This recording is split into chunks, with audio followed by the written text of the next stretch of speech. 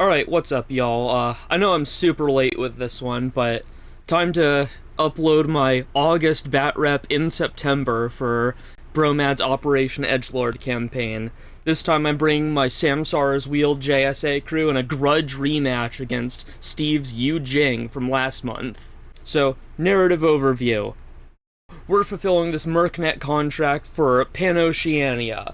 Bolt wanted to get these noodle cart vendors back in line because they've been fraternizing with the Jing State Empire and the Ariadna Workers Union crews, and we just can't have that. Whole protein needs to be monopolized by Pan-Oceania if any of the Huey, Dewey, Louie system is going to maintain any sort of order and food stability. So, we're playing, per the mission matrix, Last Resort. Now, this is a weird one where we have, it's sort of like unmasking, but instead of having to push buttons, you are directly discovering them, but they're starting in impersonation state. I have some thoughts on this mission. We'll get into that later. So, obviously I'm bringing my JSA, and we are fighting Steve's Jing. Steve actually won the lieutenant role this time, so he's actually choosing to keep deployment based off of the table, which I don't blame him for. You'll see when we get to it. But because of that, JSA is keeping the initiative, and so I am deploying first. So, about this mission, Last Resort. We're going to scroll down and point out some of the, weirdness for this. Main thing is these mission objectives. If you'll notice, enemy designated target, enemy designated target, enemy designated target, enemy decoy, special master, and your designated target. There are no classifieds, there's no, army kill stuff technically besides the special master. This all has to do with revealing the HVTs and trying to capture them.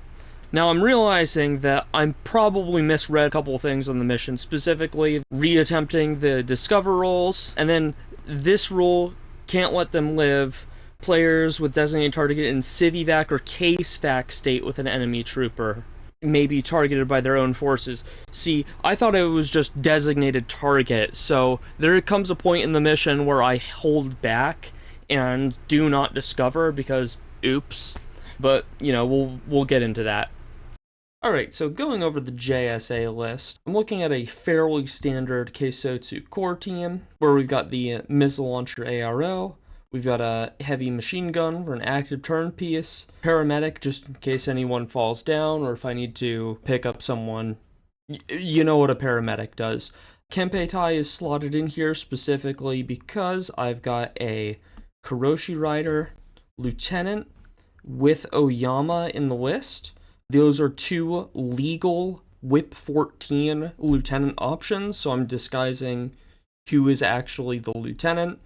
If both of them or either one goes down, I can afford to play aggressive with them just because of chain of command, you know how it works. I've got both of the standard necessary bikers in the list, in the faction, being both the Arigoto Killer Hacker and Yojimbo. These are the number 1 and number 2. I don't care which order you put them in, but as of right now, the best 20-point models you can get, at least for JSA. Also, because of the mission, I was planning on having the Shikami be the special boy, who gets the Discover +3 and the Bio Visor. If you ever need someone to sneak around on the enemy side of the table and just do some objectives or pick off some stragglers, the Shikami is the premium piece there. I chose to run him combi rifle version just because I both had the points and because the combi rifle, even though it's, one less burst than the assault pistol, it does give you the option to flex with a suppressive fire, and it also allows you that 8 to 16 inch range band to engage on medium range targets with a positive bonus instead of a neutral. Moving on to group 2, you'll notice that there's a massive ARO network that I've got set up. Flash Pulse between the Chai and Warcore. There's the Husong TR bot who's doubling as my second heavy machine gun. The Ryukin heavy rocket launcher is always an all-star. But the weird piece that I'm testing out here is to try to make use of that Ryukin submachine gun profile, hoping to set up the suppressive X-Visor SMG combo and catch Steve off guard with the big -12. And then additionally, you're looking at 5 regular orders, 1 irregular from the War Corps, Lieutenant Order, and the potential for O12's Prestige. So Kuroshi Rider could potentially operate with 8 orders available in Group 2. Now, moving on to the Yu Jing list, we're going to point out that he is bringing Vanilla Yu Jing, and there's a Gwygia plus Crit Kokram, so there's all the eggs, there's all the basket. Vanilla Yu Jing gets access to really strong duos, and this is one of the meatiest that you'll find. Crit's multi-rifle also perfectly covers the range bands for the Gwygia, just in case there's a close range target that needs to be engaged on. You know, they're both relatively fast, and anytime that you can duo a tag with an engineer, it's typically a really powerful combo. Next, I want to point out Steve's took a lot of advice from our last game, just going over the list, and now he's bringing this really solid, like, defensive ARO network, plus deployables, and just basically putting a whole bunch of garbage in my face to prevent just a, like, easy walk across the park into his side of the table. Luna's no longer doing the entire defensive heavy lifting for the list, because she's being supported by double Longya and Liberto and Ida Swanson mine layers, plus the Yu Jing explosive CC weapon Beast Hunter. So there's tons of midfield power here. And I think that really makes for the kind of like weird wet noodle pieces in the Celestial Guard Lieutenant and Zanshi, who are kind of just standing around. Zanshi at least is providing orders for these couple of Shaolin monks to move around and throw their smoke grenades and, you know, do the Shaolin monk things. Also, I do want to point out it's a Celestial Guard Lieutenant. So he's still getting a Whip 13 Lieutenant, faking out the Gwygia, and like he still has Kokram's NCO capabilities, so he's not like actually losing the order. Plus, if the Gwygia goes down, it's not a like loss of tag plus loss of lieutenant, because that's always the like ultimate feel bad. The only weirdness in the list I see is this Dekebi normal hacking device. Like, I think it's a solid piece with just being that bulky, no wound in cap Rempres heavy infantry kind of piece. However, I feel like this might be the wrong profile for this specific list, because, you know, when I'm bringing a tag, and especially if I'm gearing up for, you know, a mostly A-Tech faction that I'm going against, I'm looking more at wanting to have a killer hacker, just to kill their potential regular hackers or killer hackers, because that's what's going to slow down my tag. Additionally, there's no missile bot in this list, so a regular hacker spotlight is not going to really provide any bonus. I also point out that all of JSA's heavy infantry hackables are typically going to have stealth, so because the Dekebi doesn't have Sixth Sense, if there's a repeater network that's set up, the samurai are just going to be able to walk right through it. So I would really have preferred to see either the killer hacker and find a use for the 2 points, or you can even scalp 3 points somewhere else in the list and upgrade him to the Marksmanship Mark 12, which just looks brutal, and it provides a second or third or whatever like gunfighter in the list, being that it's like functionally BS 14. So I'm just gonna go over the deployment zone real quick. I was given this side as a JSA, and so like this platform here is about 11 inches deep. The deployment zone cutoff kind of goes, you know, straight across right here. So I've got a couple of really solid spots that I think I can set up. Notably, on this building, looks like the best spot to put some of my like core team ARO pieces. I've got a little lip here that I can have something standing on, and this little platform also for other lookouts that can see some pretty decent lines down the board. This building looks kind of perilous unless I have some sort of forward deployment that I can take advantage of, just because you'll see on the other side of the board here, he's got a lot more high ground up in that corner to take advantage of that can just look straight across the board, and anything up here is going to be out of cover and probably dead. Additionally, I noticed that I have a pretty good alcove back here that leads around this side and can slip in through here to try to, get some weird angles and flanks on him. I also have this little alcove over here. While I can't immediately take advantage of without some sort of forward deployment, it's going to be hard for him to start with units that are looking in that area. One of my initial game plans is to be able to move up and over here, possibly, with my Shikami to try to infiltrate from that side. It just really depended on how the deployment phase went about. I also was looking at this area, ladder, second ladder, and then get onto this platform as a nice little lookout spot. That's kind of what stuck out to me. Now, moving on to Steve's side of the board. He chose this side of the board for one reason and one reason only, and it should be pretty obvious to anyone who's played Infinity for like more than 10 seconds. This is a block on top of one of the buildings. It is the highest spot on the board, and it is a very obvious sniper position. This is kept in check because there's a big block of buildings here. So the sniper has some blind spots in here. There's this block and this block. So the sniper line cuts through here pretty sharply and only a really thin section. And she gets like down here. But otherwise, if you're on the ground and not on any of those two lines, and I guess she also looks down in this area as well for relevant lines, like it's a really strong sniper spot, but it doesn't completely kill the board, and there's plenty of ways for the other side of the board to choose which corner that they're going to engage on you. Additional considerations, because Steve is also running a tag list, you've got a little spot right here, back here a little bit, but the main one that I'm looking at is right here dead center, so that the tag can be placed to, choose to either engage on the left side or the right side of the board. Let's just fully complete this. And we've made a nice little Madden pentagram, so we can sacrifice our models for improved dice rolls. What the hell's wrong with me?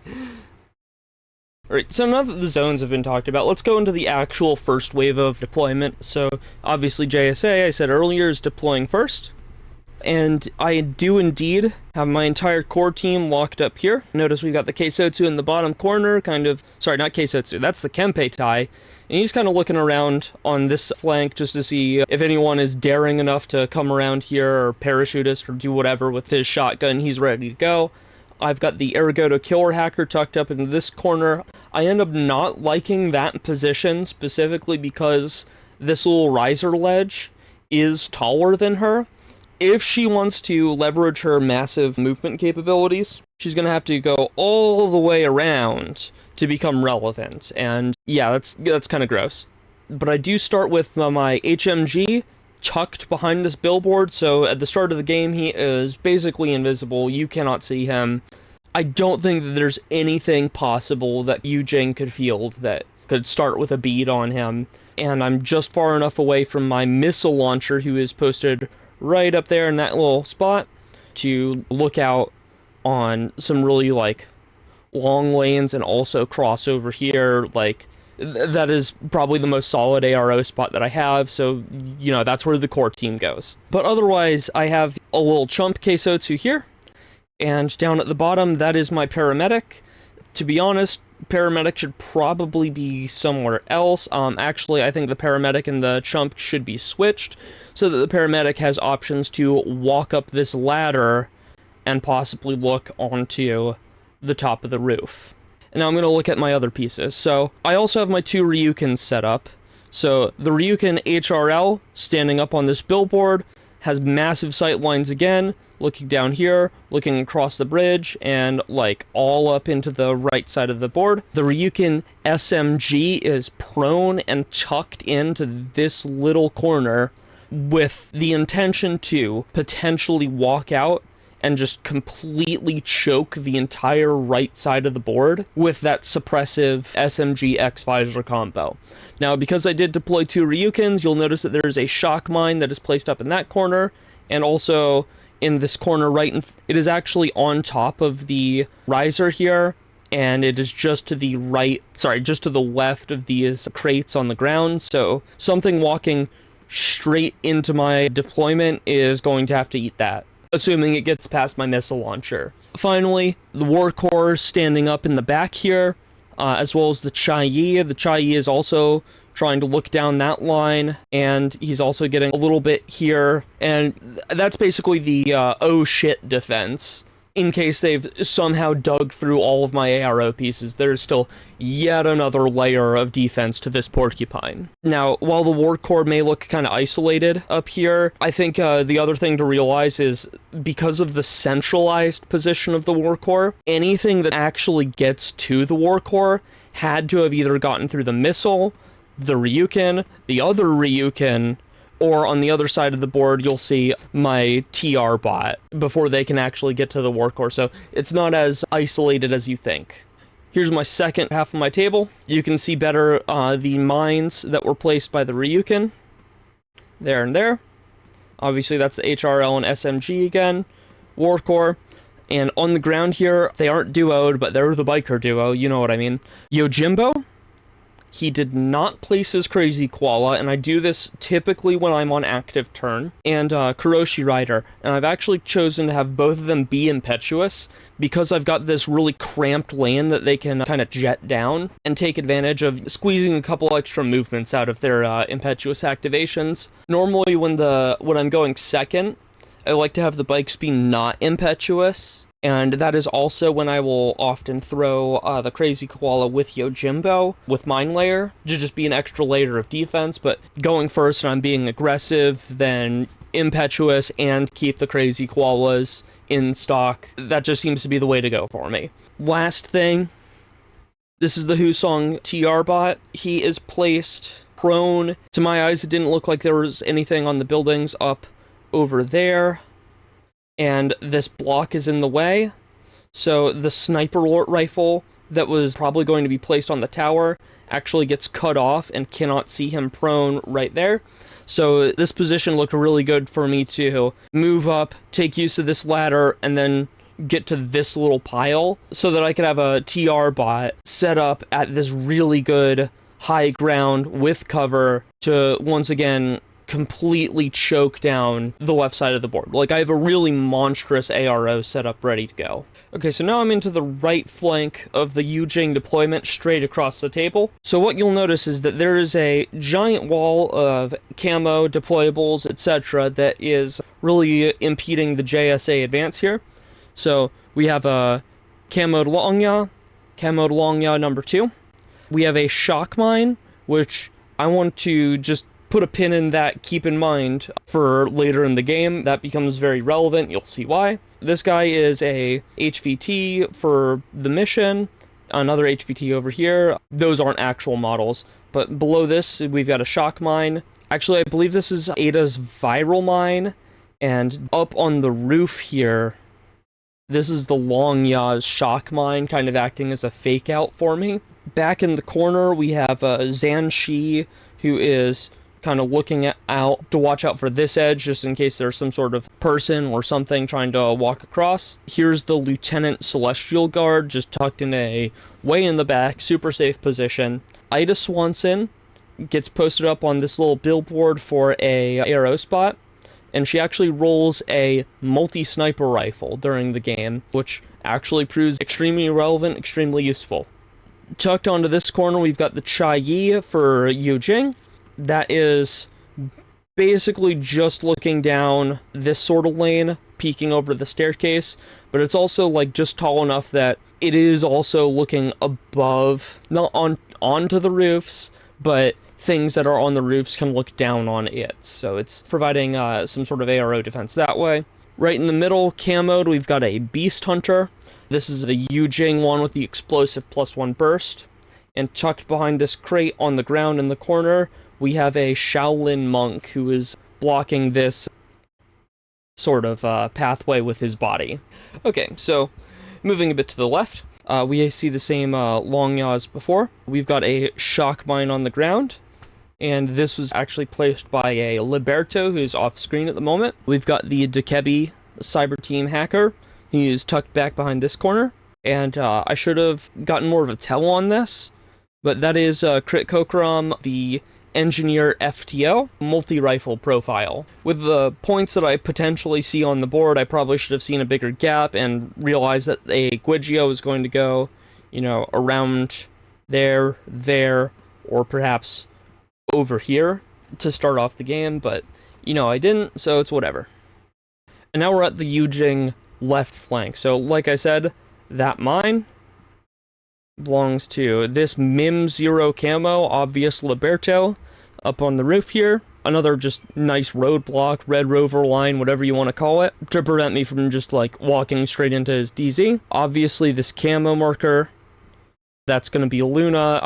I know that Steve loves the piece. I've just come to expect that Luna's going to be in a lot of his lists, and that's where she goes. And then down on the ground, there's this corner of the building. On the ground, we've got the Shaolin monk. Presumably is going to either go this way or come up this ladder to potentially do things. And he's also really close to Luna just in case he wants to, try to get some weird triangulated fire or smoke shenanigans. And now we're going to move on to the JSA reserve troops. I actually spent a command token to hold 2 in reserve because I was planning on duoing my Shikami with Oyama for the tactical awareness order, and I just like how they pair together. And I wanted to get them in a spot where the Shikami has an obvious route forward to try to drill through some pieces or, stealth around to do Shikami things, without, immediately encountering the hardest ARO that the Jing player is going to throw down. And then for the Jing reserve, it's fairly obvious. He has the Guigia, who starts back here, and actually is peeking out. See a couple spots. Hopefully leverage that massive ARN-8 3 structure with an engineer nearby so that he can at least throw out one ARO, and then if he loses, he can potentially courage and tuck back. Okay, so now that we're done with all the deployment shenanigans, getting into the meat and potatoes of the actual game, we start off with an impetuous phase, as per usual, and it's just really simple. Yojimbo and Kuroshi Rider both get activated, and they both squeeze up to the left here. I have Yojimbo move up first, and his big fat base blocks Kuroshi Rider in from going too far out, so that I don't unnecessarily risk any of my bikers to any ARO pieces, because there is that sliver that I pointed out before that Luna can see in that little area. But once you get past that, you're good to go. So once that's over, I have on my right flank, I bring up the Shikami to engage with the Liberto, and my plan is to move up to this right flank and get into range, abuse my +3 to discover, and engage with Luna from right around here. At that point, I'll be in her bad range band. I'll have more mimetism than she does, and active turn advantage. I think that all that together really pushes the Shikami's dice advantage in his favor. Luna would go down at that point. But first, of course, I have to engage this Liberto as the roadblock. We determined that once the Shikami peeks his head up to cut the sliver on that, I am looking for 12s on the Liberto, and you can see how this game starts off. Double crit, that Liberto is just completely RFP'd. But moving back to this wide shot, there's a lot of questions that I get to ask afterward, because I realize that I'm pretty able to effectively call the bluff for Luna standing on the roof, because any of my pieces that move out into her range, if she wants to fire on them, she breaks her camo, and I'm having a Shikami ready to walk up and immediately pounce on her once she's revealed. So what I end up doing is I move out this Ryukin SMG, so I end up slicing the pie on Luna and going all the way over and hitting this Longya, who this was an after picture of the whole first turn, because I remembered that, hey, I gotta actually take photos of this. The Longya started more around here-ish. After a couple of shots, ended up couraging out of line of fire and moving to the left. And then I really got to call the bluff by just having absolutely no fear, full order suppressive fire in Luna's face and ask, hey, I'm not going to be able to shoot you. Are you going to reveal? And to this, Steve says no. He's going to keep her in camo so that he can flex her in active turn and just continue burning my orders, trying to reveal her and open up the board for me. But moving back. So the Shikami walks across the building to try to get onto Luna, but also from this view, there's the Shaolin monk who is behind this crate deployed standing that I was able to take advantage of. But that actually happens after the current lines of fire that I've pointed out. So while the Shikami moved up and over standing, the Guigia did get one line to see his head for just like the briefest second. And I decided to actually toss a Discover at that point because I realized that, this is more than 32 inches. I'm Mim 6 and I've got height advantage cover. Like, if the Guigi is shooting at me, I believe it's on 2s. So I don't think I need to oppose that. Like, it should functionally be a miss. Steve ends up rolling a 1 here. So I have to make 3 saves against explosive ammo, and I also fail the Discover onto Luna, which really makes the rest of my turn look a little awkward. I end up saving 2, failing 1 armor save and taking a wound, and then failing that Discover. That's what all those shenanigans mean. At that point, though, I do Courage Prone, so that I can continue to slide up forward, engage the monk like I said, easily kill it because it's impetuous and, I'm rolling 15s on it. And then I can continue forward, down and around, and just have my Shikami in a weird forward spot that is tough to engage on, as shown. So, like I said, I move forward, ask Luna what she's doing a few times, crawl to the bottom here and end up going in suppressive fire. Anything that's trying to engage on him basically needs to come all the way around here, and when they do, they're dealing with a Mim 6 model in suppressive fire. Like, it's not a good prospect. Over on the left-hand side of the board, I actually had a perfect opportunity for my Husong TR bot to move up, as I said, and get into that tucked up position on top of the platform with cover. There's a short spot where all of these pieces can catch me out of cover, but I'm active turn, I have an HMG, and really I notice I can focus on just Ida and the Long Ya, because they're shooting guns at me. This Chai Yi I end up seeing is just throwing out a flash pulse.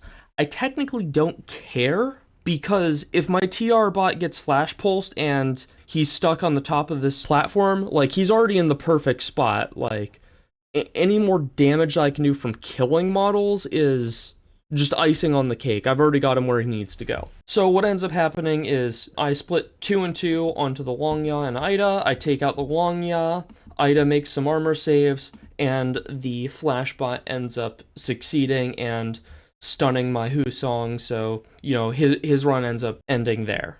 Rounding out the last few orders of my turn, I had Yojimbo move up and throw a crazy koala out here to just further hamper the left side of the board from walking in, because now they've got to deal with the TR bot, and they've got a crazy koala in the way. And I believe I also threaded in Yojimbo's movement between the Shikami activations, just to continue calling the bluff on Luna, because she actually sees right here. So Yojimbo ends up out of line of fire of her.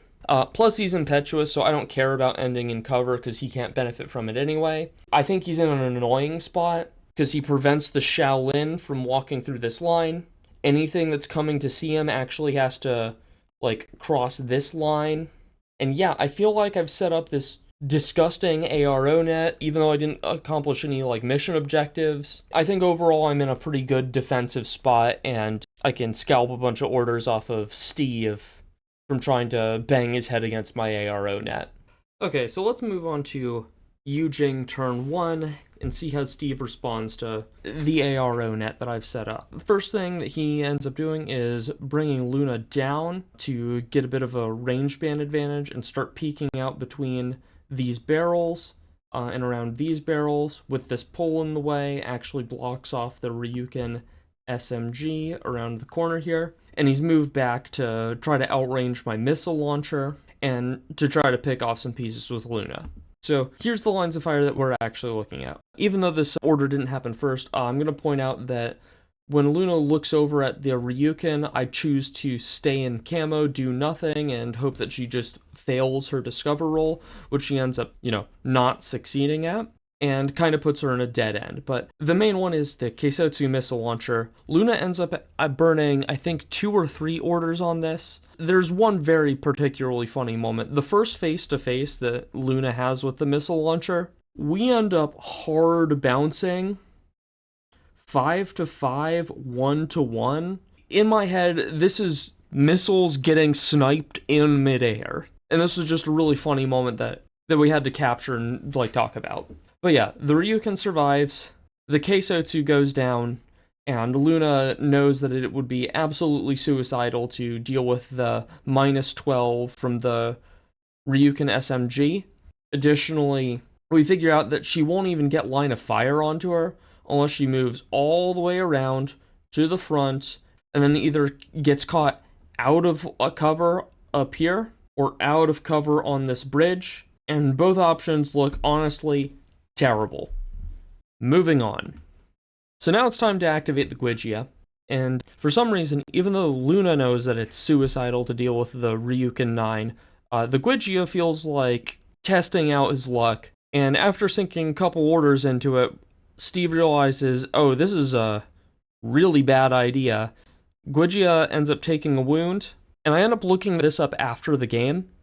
Guigia versus the Ryukin is just absolutely terrible. So I just have to point out, if someone parks that Ryukin in suppressive fire, and you don't have some sort of Vismod, MSV, Mimetism, or you're some sort of chump that's running up with a shotgun to put templates on her, you're not gonna win. A BS 14 tag is just about the best hammer that you can possibly throw at it, and it's just not gonna get the job done.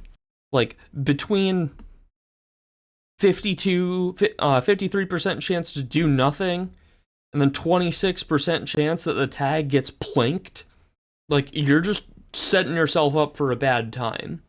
So after learning the lesson the hard way, and because the missile launcher is now out of the picture, Crit can move back, and the Guigia can reroute over to the right side, and after moving through this area specifically, he can take on the Who song, and now we're looking much better. But I do want to point out that the Guigia does attempt to move forward here, and ends up eating this crazy koala and dropping the save. So now he is down to 1 wound. So instead of advancing up like he wanted, the Guigia ends up having to walk all the way back to this corner and just hope and pray that I'm not able to penetrate through the defensive wall, and hopefully Kokram can make some engineering rolls next turn to keep him topped off. So getting into JSA turn 2, we once again have an impetuous phase, where both my motorcycle troopers are able to tuck up to this choke point. Kuroshi Rider and Yojimbo spend a couple orders between them and end up discovering that this HVT is a decoy, but that still ends up scoring me some victory points. Moving over to my right-hand flank, I kind of get a little bit of a cluster truck going on in here, so I'm probably going to need to go to the widescreen to really illustrate what's going on, because all of this is Oyama moving out and engaging with a mine, HVT, Longya, other HVT, really eating the majority of my orders. What ends up happening with this Keisotsu HMG, with the 4-core, is Oyama ends up pushing up forward, revealing the Longya so that the HMG is able to take it out safely. Well, let's go into this wide panel and really show you what ended up happening, because I unfortunately did not take any images of Oyama's route forward. I'm just going to have to wing it here. So Oyama starts the turn tucked up behind this box, and the relevant units at play are the Liberto Shock Mine. There's a HVT tucked up behind this billboard. The Long Ya re-camoed over here. There is a mine at this sign corner on the ground. And this box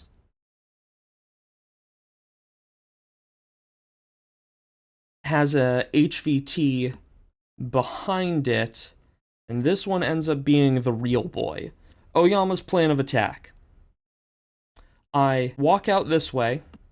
We realize that Luna, even though she is on top of this building, she is too far back to actually see anything underneath this bridge, and really anything that pushes up to the side. So Oyama basically has free reign.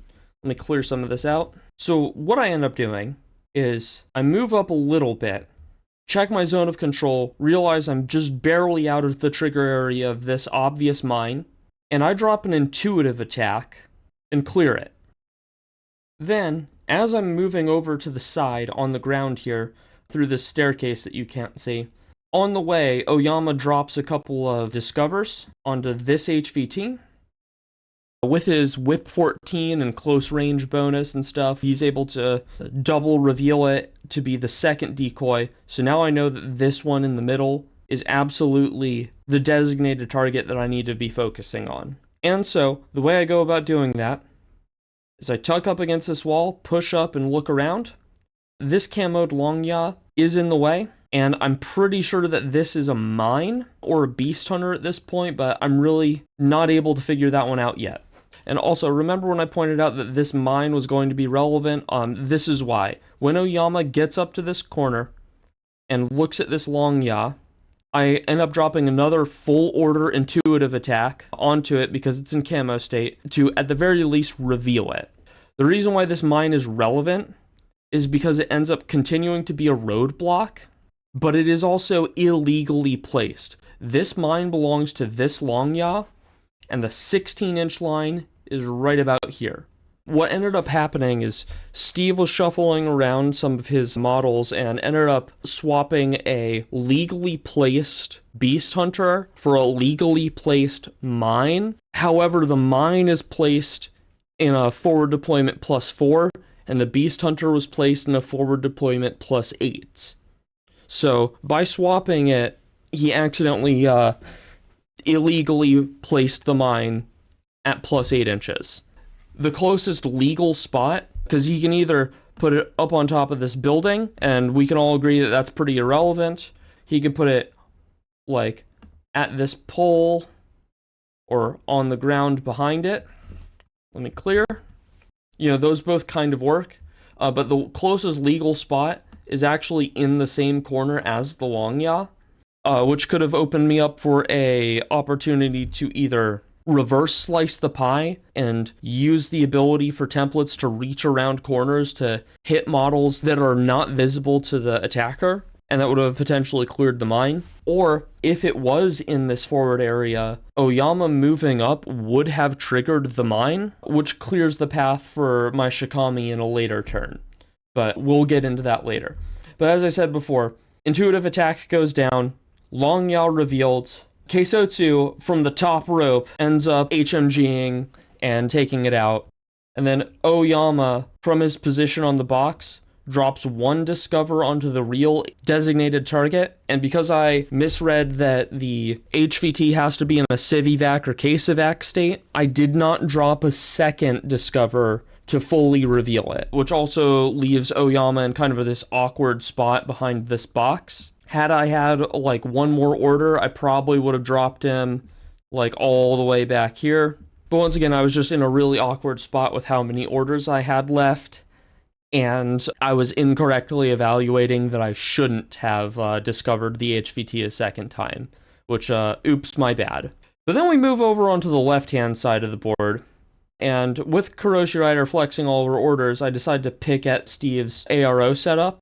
So it's at this point where I think, correctly evaluated that on top of the roof here, The Mim 3 camo is a mine that's just intentionally placed to throw me off. I tried to pick at the right-hand flank over here. So I'm able to move up with Kuroshi Rider, dismount from her bike so that she's able to actually walk on up onto this riser, and try to clear a path onto the Gwygia to try to do something. However, the first roadblock that I hit is once I peek this corner and look at this camo marker, Steve pulls out the big template, which reveals it's a Beast Hunter, and he is throwing a heavy flamethrower at me. So Kuroshi Rider chooses to dodge, and I end up falling back and coming back to this location so that I can combi rifle the Beast Hunter, and he is in that awkward spot of being zero band with Panzerfaust and zero band with pistol. I'm impetuous, so cover doesn't matter, and I'm still Mim 3 off my bike, so I ended up flexing active turn dice and killing the Beast Hunter. And then Kuroshi Rider drops back. Unfortunately, using all of those orders means I really didn't have a good opportunity to try to smoke off either here or come around this corner and smoke here to try to get one of these two melee monsters into the Gwygia, which means that at the end of JSA turn 2, the tag is still standing. So Steve still has a glimmer of hope in this match. So moving on to Jing's response. Before we get into the actual power of a tag with a full group of orders behind it, we got some cleanup to do. So Yojimbo ended up actually throwing his second Crazy Koala in the exact same spot that I showed off before.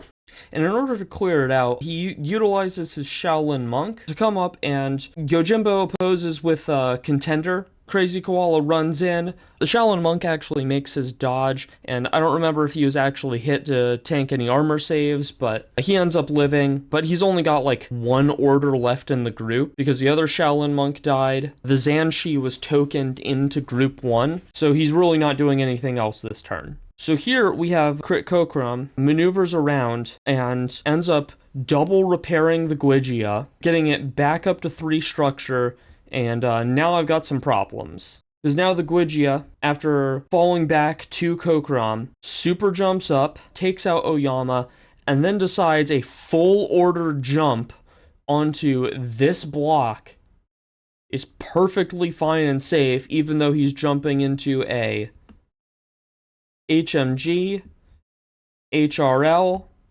and a Flash Pulse. But it turns out, yeah, he's perfectly fine. The Ryukin and the War Core were just completely out of sync, and both of them whiffed their shots. So now the Gwygia with the high ground unloads into both of them and ends up taking them out. So now my ARO base is almost completely stomped. Steve decides to move out with his troopers to try to get more forward position because at this point he has not discovered any of my HVTs, and turns out trying to win the game is important. So the Dokebi comes up to try to block off someone from trying to walk into this HVT. Crit Kokram moves forward, and he's going to take a forward position tucked in here, right next to the Chai. Ida moves up to post onto this box, and now she's cutting off this line through here. And then the Gwygia stops onto this little serpent billboard. That allows him to get in a good position to move up the next turn and then crash through my 3 HVTs that are tucked behind those buildings.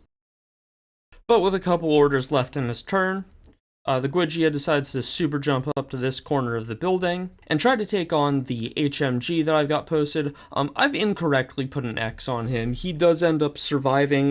Their shots bounce off each other, which is more of a nuisance than anything. This is a 4-man Keisotsu core, so that actually means that he is BS 11. And with only damage 15 against the Gwygia's better armor and cover here, I'm really not doing anything to him. Plus, I've got the objective that I've got to worry about, so, winning the game, kind of good.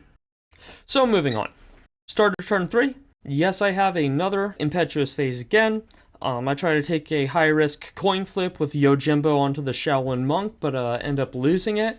This doesn't really matter to me because this side of the board is really irrelevant. Plus, this is after order generation, so I still have one command token left to flip Yojimbo's irregular order for my Shikami to do his power walk and, hopefully run away with the game.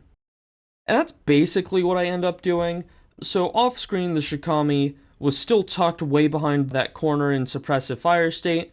I move forward, move up around, and end up flexing my stealth onto the Takebi, who really can't do anything. The Shikami ends up stopping here, failing a dodge, but move 6-2 means that he can just casually walk up, get into CC, and just Exodia obliterate him off the face of the planet. The real problem, though, that I run into, and why I bring up that mine positioning, is since the Shikami is only at 1 wound at this point, I can't afford to take any extra damage on him. So instead of moving up with a move dodge the whole time, I end up having to move discover onto that illegally placed mine. I do discover it. Move shoot the illegally placed mine. I do kill it. And then third move, fail dodge, fourth move, get onto the Takebi, and then continue on to my turn. Those 2 wasted half orders could either be additional dodges or just second skill moves. So that's about 4 inches at least of potential movement that I miss out on. And as you'll see, that ends up really mattering for how my final turn positioning ends up working out. The Shikami, as he moves across, Crit Kokuram has a line. I just choose to dodge it, because I know he's at -3 band, Shikami's Mim 6, so I'm opposing his, 4 with my 14. I end up passing, and that's all well and good. I get about to this point, where I'm behind the sign. Ida Swanson's line cuts a band through here. So once I get behind this crate, I'm good to go. I decide it's time for a desperation play. I'm just gonna hopefully rely on my mimetism. I'm gonna hopefully rely on some good armor rolls. But what I end up doing is walking up to the HVT. Ida Swanson's obviously gonna shoot at me. I make a Civ evac to roll a dice to try to oppose the HVT. I end up rolling a crit 13. Canceling out the HVT's shot, Ida Swanson misses, and the Shikami is able to drag the HVT around this corner. And this is where the half orders really matter, because one more order with the Shikami takes him fully around this block, and at that point he is just almost impossible to mess with. Because this is a situation for Yu Jing going into turn 3. Luna's able to just hop over these barrels, get to this spot, and look at the Shikami, and here's the problem. See, Steve's kind of in between a rock and a hard place. He can directly shoot at the Casevac Trooper, but that does lose him victory points, and he's already behind. So he decides he's going to take on the Shikami, because that's the bigger swing of victory points, and is probably the best path to victory for him. There is a problem, though. If you'll notice that while Luna is able to look at the Shikami, the Ryukin is also able to look back at Luna. Luna does end up taking out the Shikami, but she goes down herself to stray SMG fire, but this does end up denying 3 victory points to JSA. Then the last stage of the game is just some cleanup. The Guigia moves down around this corner, easily takes out the Keisotsu HMG. The Guigia was actually Steve's special boy, so he's got the bio visor, he's got the Discover +3, and then discovers that this is a decoy, this is a decoy, and my real boy was the one that was tucked behind that building the whole time, and so because of that, he's just not able to make it over there in time.